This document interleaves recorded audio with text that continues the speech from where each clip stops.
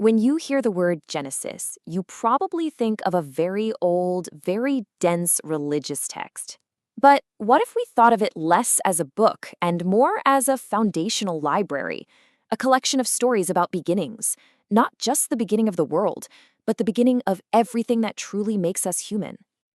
Just think about it for a second. Every single one of us, every family, every culture, we all have these origin stories that tell us who we are and where we come from. Well, Genesis is one of humanity's very first attempts to write that story down for everyone. And it's not just about the beginnings you'd expect, like the creation of the cosmos. It's actually far more interested in the beginning of the human condition itself, in all of its messy, beautiful, and complicated glory. I mean, this is where we first see it all laid out. Crippling family dysfunction, bitter sibling rivalry, these tragic mistakes that are born from what seemed like good intentions, and underneath it all, this stubborn, almost improbable hope that just refuses to die out.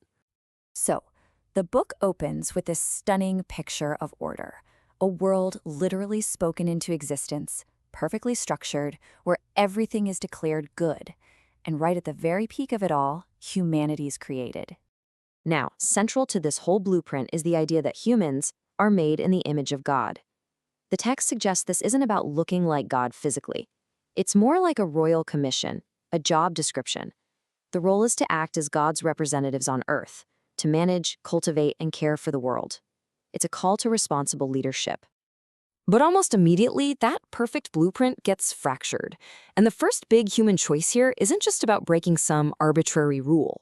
No, it's about the temptation to redefine good and evil for yourself, to cross a sacred line and seize a divine status that was never yours to take.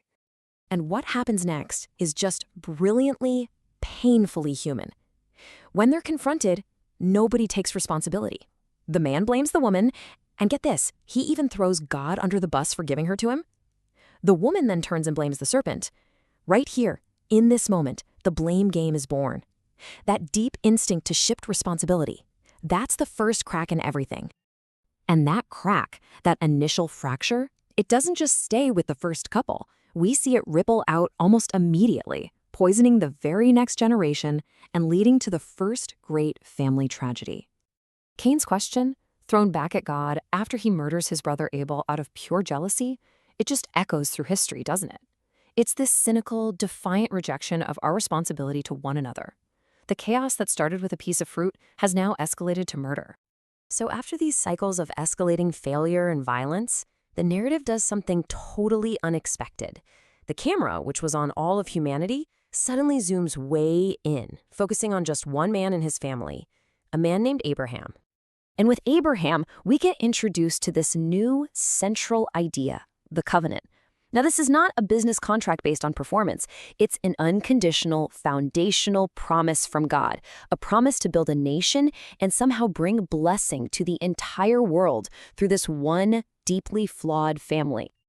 The incredible weight of this promise is tested in the most gut-wrenching way possible. When Abraham is commanded to sacrifice his own son, Isaac, it's Isaac's innocent question that just lays bare the emotional horror of the moment. It is a crisis point in the entire story of faith. And the promise doesn't get passed down to some perfect hero. It goes to Jacob, Abraham's grandson. And Jacob is one of the most complex characters you'll ever meet. He's a trickster, a hustler, someone who literally grabs his destiny not through virtue, but through sheer cunning and deception. And yet, Jacob's life becomes this masterclass in irony. The deceiver is eventually deceived. After he tricks his own blind father to steal a blessing, his father-in-law turns around and tricks him into a marriage he never wanted. You see how the patterns of his own choices just echo back at him over and over again. The book's grand finale is the story of Joseph, Jacob's favorite son. And this is where all the themes we've been tracking, the family jealousy, the deception, the failure, all come together in this one powerful story about finding a hidden purpose inside of immense pain. Joseph's life story is just breathtaking, really. He goes from being this arrogant, favorite son to being betrayed and sold into slavery by his own brothers. But through false accusations and years in prison, his character is forged. He rises to become the second in command of all of Egypt, putting him in the perfect position to save the very family that left him for dead. It all builds to this incredible climax. Joseph stands before his terrified brothers, the ones who sold him, and he delivers what is essentially the thesis statement for the entire book of Genesis. He doesn't downplay what they did, not at all, but he reframes their evil act within a much larger, divine purpose that he could only understand looking back. So that brings us to the big question, right? Why are we still talking about this ancient collection of stories thousands of years later? Why does it still matter? I think it endures because it is brutally, unflinchingly honest. Its heroes, Abraham, Jacob, you name them, are so deeply flawed. They lie, they cheat, they make catastrophic errors in judgment. The book isn't giving us simple morality tales. It's giving us a raw, unfiltered look at human nature as it wrestles with this massive tension between a divine promise and a very messy reality. So if you want to boil it down, you can see a few key mental models emerge. First, there's the younger son principle. Again and again, it's the underdog, the overlooked child who inherits the promise, not the one you'd expect. Then there's the deception echo, this idea that deceit is never a one-time event. It always ripples outward.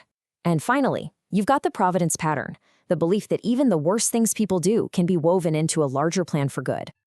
Ultimately, Genesis works like a mirror. The scenery has changed, sure, the technology is different, but the core human dramas, they are exactly the same.